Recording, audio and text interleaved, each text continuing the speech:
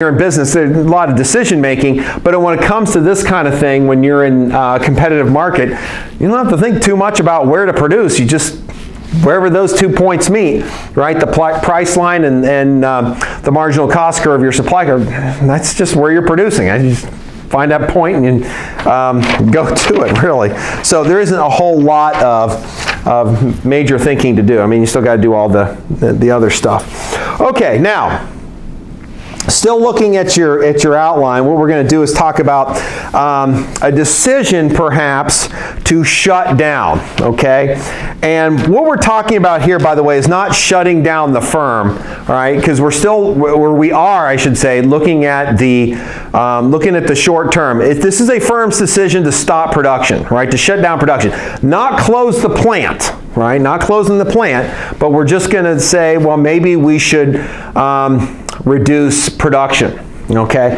All right. Now, so we'll call this temporary since we're looking at the short. By the way, we'll bring in the long run here in a little bit, but in the short run, let's just say we're thinking about slowing things down, like slowing down production at least for a little bit. Okay. Now, couple things to keep in mind, all right? We're not leaving the market. We're just shutting down production. We're not closing the plant, all right? Keep in mind what you already know, right? In the short term, there's nothing you can do about fixed costs. Now, we're going to put a label on them here in a little bit and call them sunk costs, all right? But remember, in the short run, there isn't a whole lot you're going to be able to do. You're still paying fixed costs, all right? So, probably the classic example, I mean, although this applies just about any business endeavor, manufacturing, but I think an even better example is farming. And again, I'm fascinated by agricultural economics. I always have been.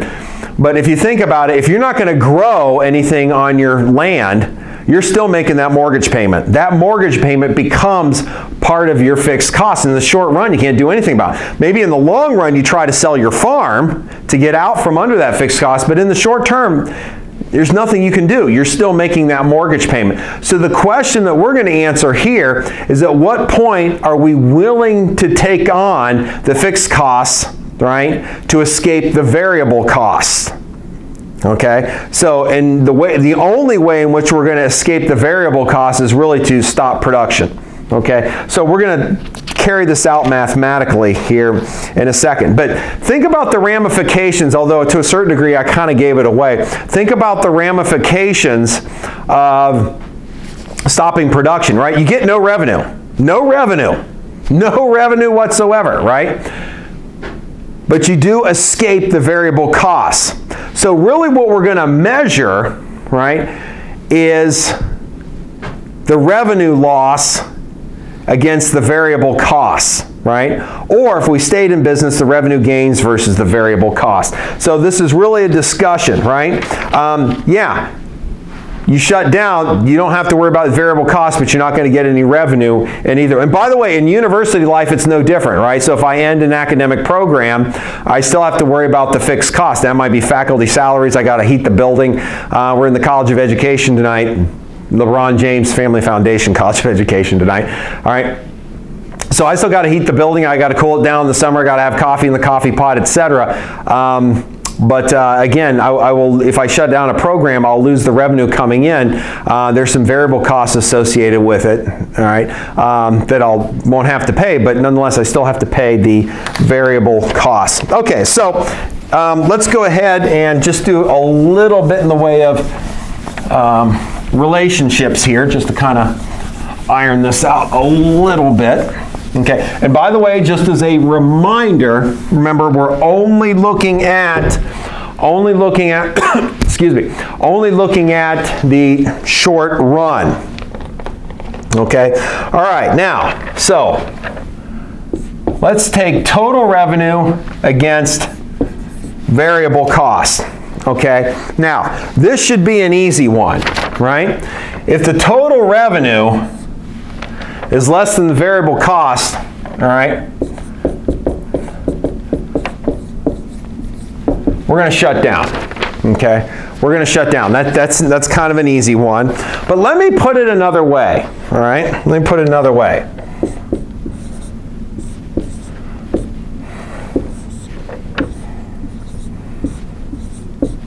Okay, let's say total revenue divided by quantity, right? Average revenue, in other words, is less than variable cost divided by quantity, right? Now, if that's the case, again, and by the way, this is just this put into different terms, right? Okay, but still another way, right? We already know what this is, right? Price times quantity divided by quantity, right? Let's say that's less than variable cost. Whoops, sorry. By the way, this is average variable cost. In fact, maybe we'll do that here, right? You're still going to shut down. All right, and get out of the way so you can see it. All right, so we're just really doing the same thing 3 different times, but you can really start to see the relationship. And you know, we'll just, in fact, this is really overkill, but we'll do it. All right. Since this is really just your average variable cost, all right, you're still going to shut down.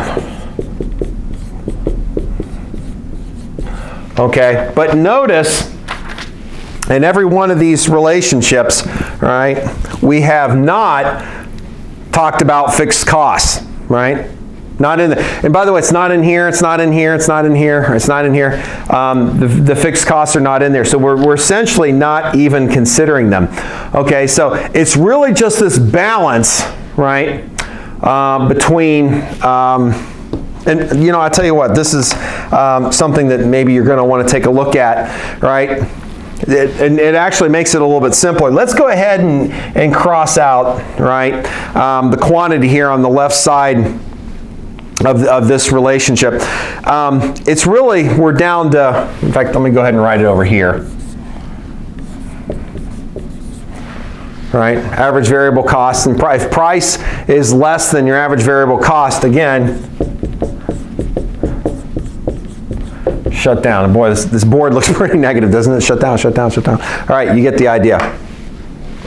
Okay, so let's go ahead and move forward. Okay, so what I want to do now, and by the way, I mean, you can think about where the firm is. If the firm winds up in any one of these situations, which again is really just the same thing, the firm is saying, you know what, I'm better off just shutting the thing down and writing the mortgage check, or you know, keeping the building heated in the wintertime and cooled in the summertime. They're willing to take on the fixed costs, rather. They're willing to take on the fixed costs just to escape the variable costs associated with production, right? And again, by the way, it doesn't matter whether the fixed costs are greater or less than the variable costs. We're just looking at this raw relationship there.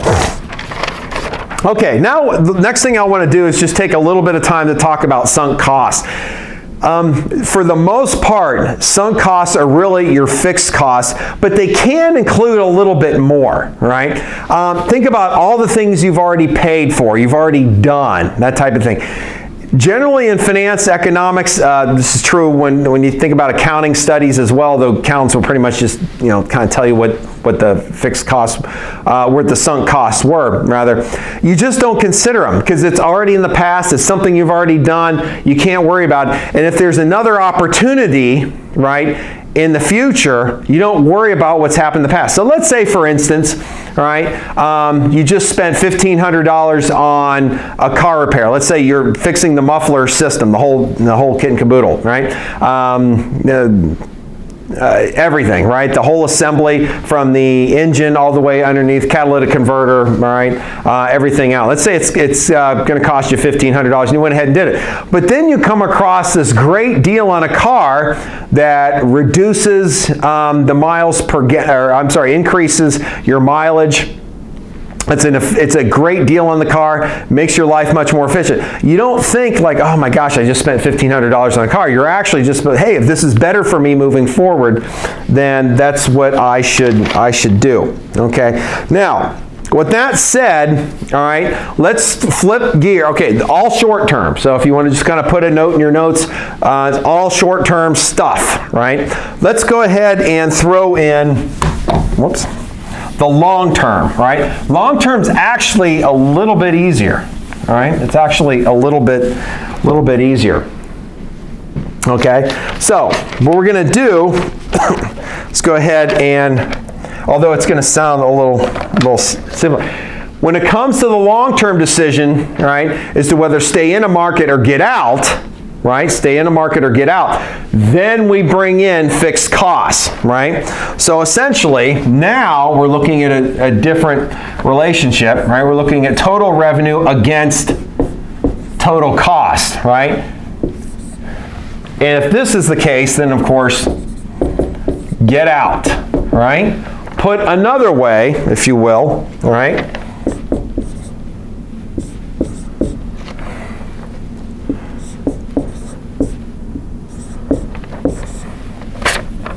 Again, get out, right? Put another way. You can kind of see where we're headed here. By the way, that's all that is average total cost, so that's a C. Okay. Then once again, get out, right? Now again, if we were just to kind of do this, let me do some that's going to show up a little bit better. Purple, maybe it won't. All right, yeah, it's not too bad. Okay, then essentially, we're just looking at the difference between price and average total cost, right?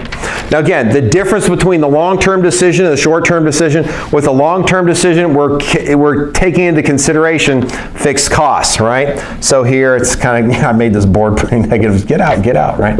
Okay, then you're going to get out as well there. Okay, so, and by the way, you know, to flip all this stuff around, if you wanted to get into a market, get in a market, then you flip this, flip this, flip this, flip this. That would be getting into a market, all right? Now, let's go back to the short run. Okay, let's go back to the short run. Let's go with a different color. Let's go with some red here. All right, make things a little bit more positive, I guess.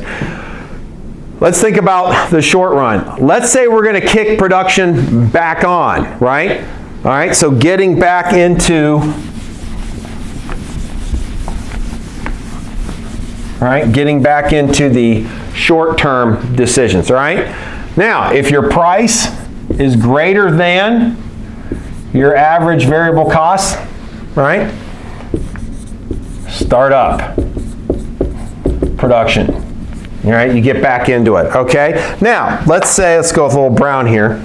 Let's say, all right, back to the long term, all right? You want to get in a market, right?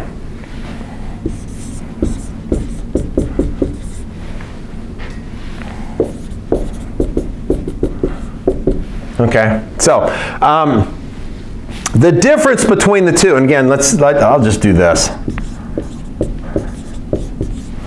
And probably really overkill.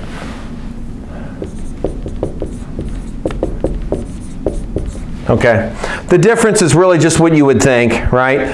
When it comes to long run, average total cost, of course, incorporates fixed costs, and with the short term, it just doesn't, right? We just don't think about the fixed costs. So, you know, it's not to say that you completely ignore fixed costs in all circumstances in the short run. I mean, you know, somebody's still got to pay the bills, right? But in terms of whether to increase production, end production, temporarily shut down production, all right? You're just not thinking about fixed costs in any way, shape, or form. Okay, so what we'll do is we'll go ahead and stop here, all right? And on your outline, we will go ahead and then pick up with the firms, we'll graph profit for the competitive firm when we get back on, it'll be Wednesday. So Monday you take your exam, and Monday we get, Monday you take your exam, and then Wednesday we'll get back in new material after we go over the exam a little bit. Okay, thanks a lot, folks. See you then.